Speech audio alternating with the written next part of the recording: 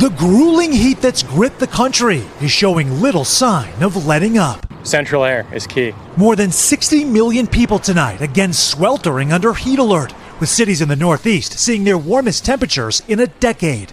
Dallas has now topped triple digits 40 times this year, almost doubling the annual average.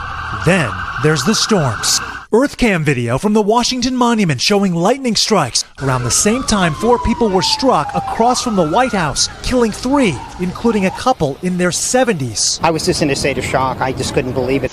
The wrath and cruelty of a changing climate felt deeply on the Ile de Jean-Charles, about 90 minutes outside of New Orleans. The signs are everywhere, figuratively and literally, for the Native American groups who've lived here for generations. We are standing with 1 foot in the water and 1 foot on land.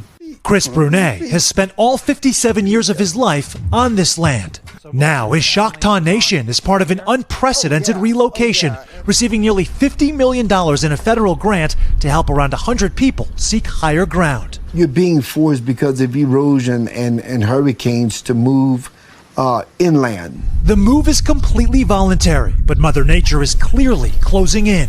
The island transforming from 22,000 acres in 1963 to just 300 by 2017. Chris's house somehow managed to go 20 years without damage from a hurricane until Ida, which not only left its mark here, but ripped through most of the remaining properties on the island as the barrier of land that used to blunt storms continues to erode.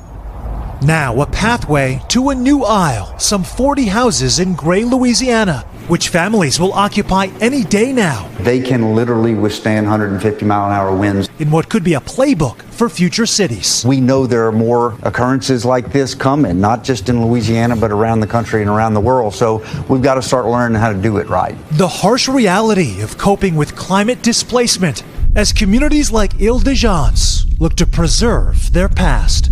Sam Brock, NBC News, New Orleans.